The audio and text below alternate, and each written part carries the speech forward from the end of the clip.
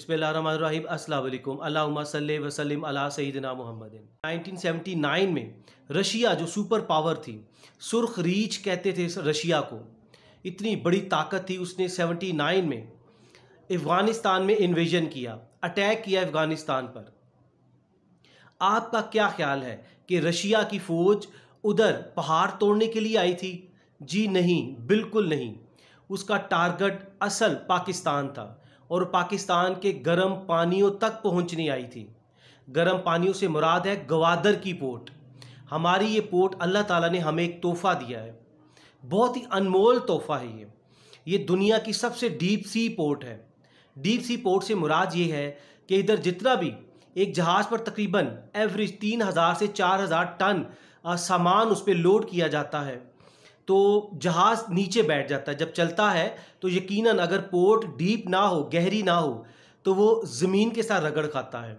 जब ज़मीन के साथ रगड़ खाएगा तो यकीनन उसके डूबने के चांसेस बढ़ जाते हैं और इसके अलावा डिलेज आते हैं। अपनी डेस्टिनेशन पर दूसरे मुल्क में दूसरी पोर्ट पर पहुंचने के लिए उसको ज़्यादा टाइम लगता है, जिससे कॉस्ट ज़्यादा बढ़ती है। तो आपको अल्लाह ताला ने ये डीप सी पोर्ट दी है पाकिस्तान को, और इसके अलावा इसकी दूसरी खासियत ये है कि ये चारों सीज़न में ये गर्म रहती है, इसीलिए इसे गर्म पानियों की बंदरगाह कहा जाता है, हॉट वाटर पोर्ट कहा जाता है इसे।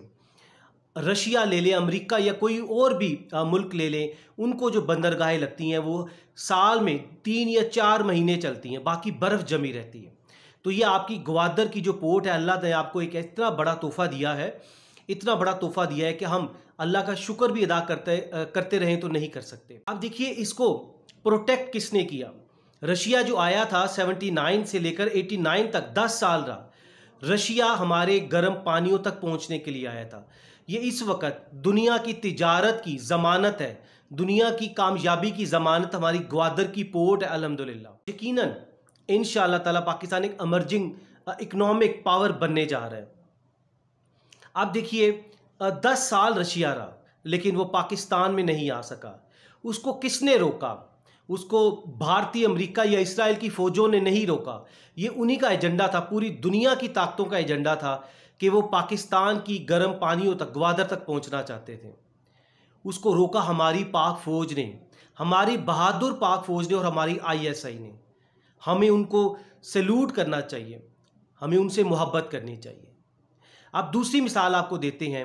9/11 के फ़ौरन बाद, आपको याद है, उससे पहले 98 में हमने धमाके किए थे, एटमी धमाके, जो कि अमेरिका, भारत और इसराइल को नागवार थे, पूरे यूरोप को नागवार गुजरे थे। वो नहीं चाहते थे कि हमारे एटमी धमाके हों। और उसके तकरीबन 2 साल के बाद अमेरिका ने 9/11 का ड्रामा रचाया और अमेरिका अफ़गानिस्तान में आकर बैठ गया, अफ़गानिस्तान पर हमला कर दिया, इन्वेजन कर दिया, और उधर 20 साल रहा। आप क्या समझते हैं कि क्या अमेरिका भी रशिया की तरह पहाड़ तोड़ने के लिए आया था? उनके पास क्या था? अफ़गानियों के पास कुछ भी नहीं था। क्या उनकी इकॉनमी को तबाह बर्बाद करने आया था? अमेरिका भी जो आया था, अमेरिका भी ग्वादर पर कब्ज़ा करने के लिए आया था, पाकिस्तान के डीप सी पोर्ट, पाकिस्तान के हॉट वाटर्स पर कब्ज़ा करने के लिए आया था। लेकिन ये सब कुछ कैसे नाकाम हुआ कि अमेरिका 20 साल जलीलो रुस्वा भी हुआ अफ़गानिस्तान में, उसको मार भी पड़ी और वो उधर से निकल गया, सेफ एग्जिट कर गया, और उसको किसने पाकिस्तान में नहीं आने दिया? क्या आप नहीं समझते कि अमेरिका जो आकर बैठ गया था अफ़गानिस्तान में, अमेरिका, भारत, इसराइल, पूरे नेटो 48 ममालिक से मिलकर एक नेटो बनी थी जो अफ़गानिस्तान में फ़ौजें बैठी हुई थी, लेकिन अल्हम्दुलिल्लाह वो फ़ौजें पाकिस्तान में नहीं दाखिल हो पाई। उसको किसने रोका? उसको तमाम नेटो 48 कंट्रीज़ को, अमेरिका को, भारत, इसराइल को किसने एंगेज किया? हमारी पाक फ़ौज ने एंगेज किया। देखिए, अमेरिका ने, जो दुनिया की इस वक्त सुपर पावर है, उसकी मईशत $22 ट्रिलियन के करीब है। आप अंदाज़ा लगाइए, अमेरिका ने 3 जंगों में, शाम, इराक और अफ़गानिस्तान की सबसे बड़ी जंग थी, 20 साल जारी रही। अमेरिका ने इन 3 जंगों में $6 ट्रिलियन से ज़्यादा खर्चा कर दिया है। $6 ट्रिलियन इतनी बड़ी रकम है कि आप अंदाज़ा लगाइए, दुनिया की तीसरी बड़ी मईशत चाइना के बाद जापान की है, जो कि $4.5 ट्रिलियन पे खड़ी है। लेकिन अमेरिका ने $6 ट्रिलियन खर्च कर दिए। कि अमेरिका के अज़ाइम क्या थे, ये $6 ट्रिलियन खर्च करने का मकसद क्या था? उसका पाकिस्तान को एक, अल्लाह ना करे, डिस्प्यूटेड टेरिटरी बनाना था, कश्मीर फ़लस्तीन की तरह।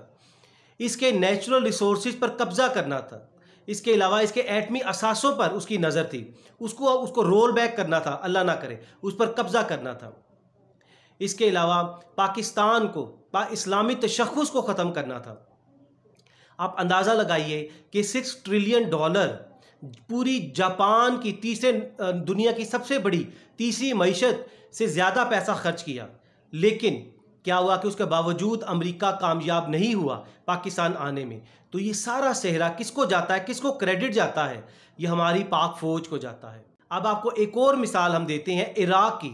इराक़ का डिफेंस बजट $70 बिलियन से ज़्यादा था।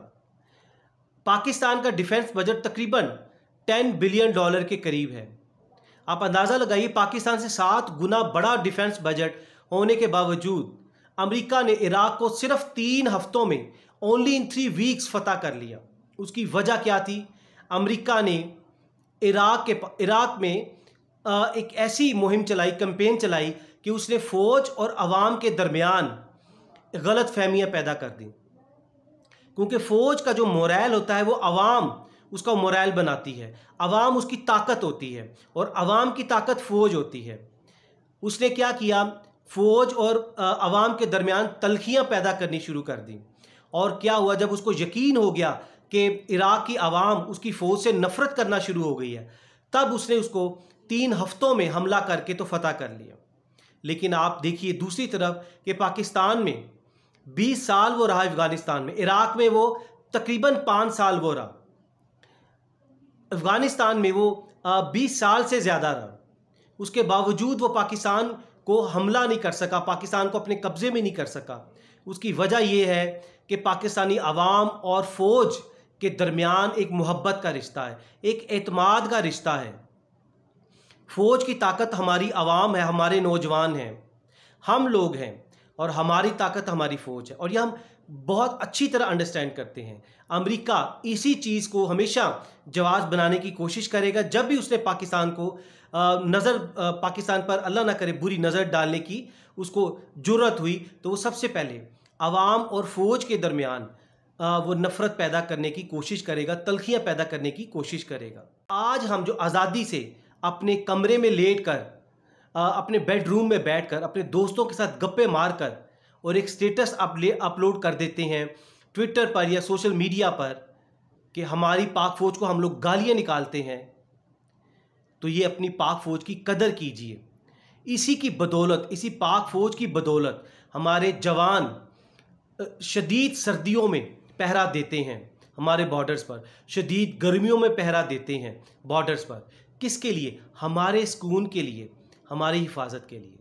जी हाँ, हम कह सकते हैं कि कुछ जर्नैल वो वक्ती तौर पे वो रास्ता भटक जाते हैं, वो राह से हट जाते हैं, वो अपने ज़ाती मफादात के लिए वो मुल्क को ख़तरे में डाल देते हैं। लेकिन इसका मतलब ये नहीं है कि पूरी फ़ौज गलत है। नहीं, हमारी पाक फ़ौज बड़ी बहादुर फ़ौज है।